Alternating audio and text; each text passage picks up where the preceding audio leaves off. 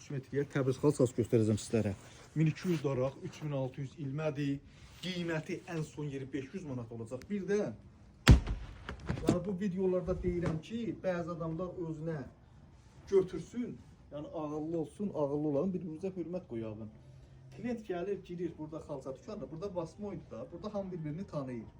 Yəni insanda şərəf gözəl şeydir. Bizi tanıyırsansa, sən o bizim yerimizi deməyib, aldadıb o klientə mal satmaqla nə qədər kişi olarsan.